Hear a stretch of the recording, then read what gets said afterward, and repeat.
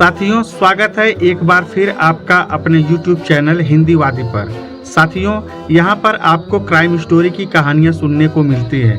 आज की crime story Madhya Pradesh की है। बात मध्य प्रदेश के सिंगरौली जिले के चितरंगी थाना अंतर्गत धवई गांव की है।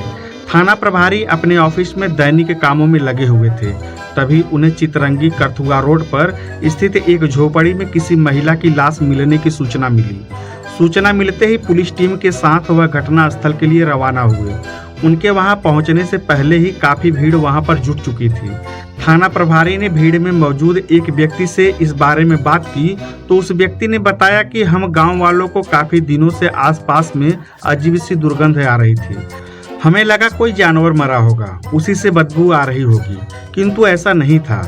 यह बदबू तो रसवंती नामक महिला की झोपड़ी से आ रही थी। पुलिस द्वारा मौके का बारीकी से निरीक्षण किया गया। वहां चारपाई के नीचे रसवंती की लाश पड़ी थी, जो पूरी तरह से सड़ चुकी थी। मामले की गंभीरता को देखते हुए थाना प्रभारी DN राज ने इसकी सूचना अपने SDPO राजीव पाठक को दी। सूचना मिलते ही वह तत्काल मौके पर पहुंचे। यह बात 11 नवंबर 2021 की थी। लाश को देखने के बाद यह तय कर पाना मुश्किल था कि यह मामला स्वाभाविक मौत का है या हत्या का। पुलिस ने सुराग तलाशने के लिए शव को पोस्टमार्टम के लिए भेज दिया, जिसके बाद गांव वालों से पूछताछ शुरू की, लेकिन कोई खास जानकारी हाथ नहीं लगी। पोस्टमार्टम रिपोर्ट के आने पर पता चला कि रसवंती की मृत्यु गला घोटने से हुई थी, जिसके बाद SDPO राजीव पाठक के निर्देश पर चितरंगी थाने में अज्ञात के खिलाफ हत्या का मामला दर्ज कर जांच शुरू कर दी। चूंकि महिला की सुरक्षा एवं उनसे जुड़े मामले शासन के उच्च प्राथमिकता वाले विषयों में से है, जिसके कारण SP वीरेंद्र कुमार सिंह स्वयं ही इस मामले की जांच को खुद आगे बढ़े। SDPO राजीव पाठक ने सबसे पहले गांव वालों से पूछताछ की, जिसमें पता चला कि रसवंती शादीशुदा और एक बच्चे की मां थी, मगर लंबे समय से वह अपने पति व बच्चे को छोड़कर धवई गांव में अपने भाई के साथ रहती थी। जिसके बाद पारिवारिक झगड़ों के चलते वह गांव से बाहर चितरंगी और करथुआ रोड पर एक झोपड़ी बनाकर अकेले ही रहने लगी थी। चूंकि रसवंती अकेली रहती थी और काफी समय से गांव में ही रहती थी, इस कारण उसके बारे में जो भी जानकारी मिल सकती थी वह गांव वालों से ही मिलती, लेकिन गांव वालों का सहयोग पुलिस को नहीं मिला। तब थाना प्रभारी ने अपने मुखबिरों को सक्रिय किया और अपने मुखबिरों द्वारा जानकारी हासिल करने का प्रयास शुरू कर दिया था। इस कोशिश में कई महत्वपूर्ण जानकारी पुलिस के हाथ लगी। पता चला कि रसवंती कोई काम नहीं करती थी, वह केवल एक छोटी सी किराने की दुकान लगाकर अपना गुजारा करती थी, जो कि काफी नहीं था। पुलिस को पता चला कि वह इस दुकान की आड़ में अपना जिस्म बेचकर गुजारा चलाया करती थी। इसकी जानकारी मिलने पर थाना प्रभारी को यह मामला अवैध संबंधों का लगा। SDPO के निर्देश पर ऐसे लोगों की जानकारी जुटाने का काम शुरू कर दिया गया, जो अक्सर रसवंती के संपर्क में रहते थे या उससे मिलने झोपड़ी में आया जाया करते थे। जांच के दौरान पुलिस को इस बात की जानकारी मिली कि रसवंती की झोपड़ी में बिजली नहीं थी। उसे अपने काम के लिए प्राकृतिक रोशनी पर ही निर्भर रहना पड़ता था, जिस वजह से वह अपने पास टॉर्च या मोबाइल तो रखती ही होगी, लेकिन पुलिस को ये दोनों ही समान मौके पर नहीं मिले।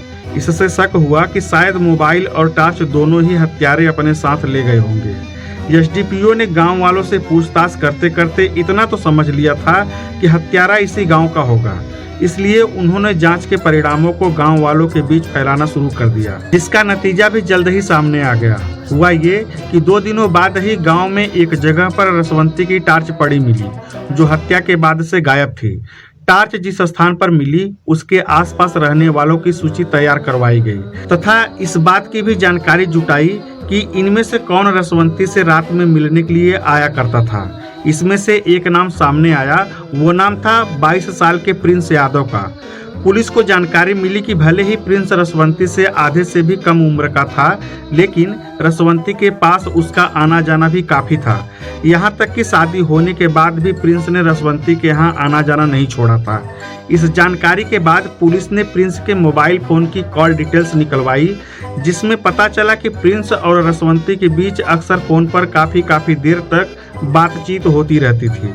इतना ही नहीं, लाश मिलने के 15 दिन पहले जिस रोज रसवंती का फोन बंद हुआ था, तब उसके फोन पर आखिरी बार बात प्रिंस ने ही की थी। इसलिए पुलिस ने प्रिंस यादव को हिरासत में लेकर पूछताछ की, जिसमें पहले तो वह पुलिस को गुमराह करने का प्रयास करने लगा, लेकिन वह ज़्यादा देर तक पुलिस के सामने टिक नहीं पाया और उसने अपने दोस्त गांव के ही युवक अजीत यादव के साथ मिलकर रसवंती की हत्या करने की बात स्वीकार कर दी। इसके बाद पुलिस ने गांव से अजीत यादव को भी गिरफ्तार कर लिया, जिसके बाद हत्या के पीछे की कहानी सामने आई। वह कहानी इस प्रकार थी। पति को छोड़कर अकेली रह रही रसवंती पर गांव के कुछ युवकों की भी नज़र थी और यह बात रसवंती भी जानती थी। फिर उसने उन्हीं युवकों में से एक को चुन लिया और अपने तन की प्यास बुझाने का रास्ता खोज निकाला। युवक से दोस्ती हुई तो वह जरूरत पड़ने पर उसे खर्च करने के लिए पैसे भी देने लगा। यहीं से रसवंती को अपने देह की कीमत का पता चला। उसे लगा कि यदि वह 2-4 युवकों को अपने पास आने का मौका दे दे तो उसकी शारीरिक जरूरत तो पूरी होगी ही, साथ ही कुछ आमदनी भी हो जाया करेगी। यही सोचकर उसने गांव के कई युवकों से संबंध बना लिए। रसवंती के हरकतों की यह जानकारी जब उसके भाई को हुई तो उसने उसे टोका। जब भाई ने उसे टोका तो 10 साल पहले रसवंती ने भाई का घर छोड़ दिया और खुद एक झोपड़ी बनाकर रहने लगी। चूंकि यह झोपड़ी रसवंती की अपनी थी तो वह जिसे चाहे उसे वहां मिलने के लिए बुला लिया करती थी। इसके अलावा उसने दिखावे के लिए वहां एक छोटी सी दुकान भी लगा रखी थी। वक्त के साथ रसवंती की उम्र ढलने लगी, इसलिए गांव के युवकों ने उसमें दिलचस्पी लेनी कम कर दी। जो उसकी उम्र के थे वे घर परिवार वाले थे। जब रसवंती के पास आने वाले मर्दों की संख्या घटने लगी तो रसवंती ने नया दांव खेला। उसने कम उम्र के लड़कों को सेक्स का चस्का लगाना शुरू कर दिया। प्रिंस यादव भी रसवंती की इस योजना का शिकार 16 साल की उम्र में ही बन गया था। चूंकि उस वक्त तक प्रिंस के मन में सेक्स के प्रति एक नया ही नशा था, वह रसवंती को ही सबसे बड़ा सुख मानकर उसके पास आने लगा। रसवंती इश्क तो किसी से करती नहीं थी, उसके लिए तो यह काम भी पैसा कमाने का एक जरिया था। इसलिए प्रिंस से भी वह अपनी पूरी कीमत वसूलती थी। वह रसवंती के पास केवल सेक्स का सुख लेने आया था, लेकिन धीरे धीरे वह उसका दीवाना हो गया। वह लगभग रोज ही उससे मिलने आने लगा। कहना नहीं होगा कि अब रसवंती प्रिंस के लिए प्यार बन गई थी, जबकि प्रिंस रसवंती के लिए एक सौदा था। इसलिए वह आए दिन उससे पैसों की मांग किया करती थी। प्रिंस ने भी उसे यदा कदा खर्च के लिए पैसे देता रहता था। प्रिंस 21 साल का हो गया तो उसके घर वालों ने उसकी शादी कर दी, लेकिन पत्नी के आने के बाद भी उसका रसवंती के पास आना जाना कम नहीं हुआ। दरअसल रसवंती के लिए सेक्स एक धंधा था, इसलिए वह जानती थी कि जब तक उसके पास दूसरों से कुछ अलग नहीं होगा तब तक उसके पास ग्राहक क्यों आएगा। इसलिए प्रिंस जैसे युवक को वह हर उस तरीके से संतुष्ट करने को राजी रहती थी जिसकी मांग युवा वर्ग में अधिक है। इसकी वह कीमत भी खूब वसूलती थी, लेकिन वह भूल चुकी थी कि प्रिंस के मन में जो पागलपन 16 साल में था वह इन 6 सालों में नहीं रह गया। दूसरा, प्रिंस की शादी भी हो चुकी थी, इसलिए रसवंती उसकी जरूरत भी नहीं रह गई थी। रसवंती द्वारा पैसों की मांग उसके लिए अब भारी पड़ने लगी थी, जबकि उम्र ढलने से दीवानों की संख्या कम हो जाने के कारण रसवंती प्रिंस से ज़्यादा पैसा वसूलना चाहती थी। इसलिए दोनों के बीच पैसों को लेकर विवाद होने लगा था। इससे तंग आकर प्रिंस ने रसवंती के पास जाना बंद कर दिया। अगर रसवंती जवान होती तो दूसरा दीवाना खोज लेती, पर अब 48 साल की उम्र में उसे कोई प्रिंस के जैसा दीवाना तो मिलने से रहा। इसलिए वह प्रिंस पर मिलने के आने के लिए दबाव बनाने लगी। उसका कहना था कि अगर प्रिंस उससे मिलने नहीं आएगा तो वह पूरे गांव में प्रिंस के साथ अपने संबंधों का ढिढोरा पीट देगी।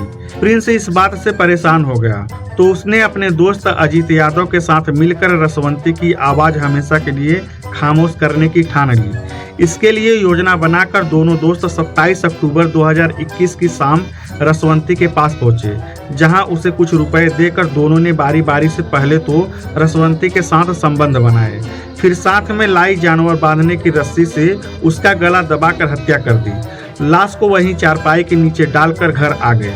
चूंकि रसवंती गांव में बदनाम थी, इसलिए उसके गांव में न दिखने पर भी किसी ने न तो उसकी चर्चा की और न ही खोज खबर ली। रसवंती की हत्या का पता उस समय चला जब उसकी लाश सड़ जाने के कारण फैल रही बदबू से लोग परेशान हो गए और उन्होंने पुलिस को इसकी खबर दी। पुलिस ने आरोपी प्रिंस यादव और अजीत यादव से पूछताछ करके उन्हें कोर्ट में पेश कर जेल भेज दिया गया। साथियों, यह कहानी सुनाने का मकसद हमारा किसी को ठेस पहुंचाने का नहीं है, बल्कि समाज में बढ़ रहे अपराधों के प्रति जागरूकता फैलाना है। तो साथियों, ऐसे ही क्राइम स्टोरी के लिए हमारे चैनल हिंदीवादी को सब्सक्राइब करें, वीडियो को लाइक करें और ज़्यादा से ज़्यादा शेयर करें। धन्यवाद। जय हिंद।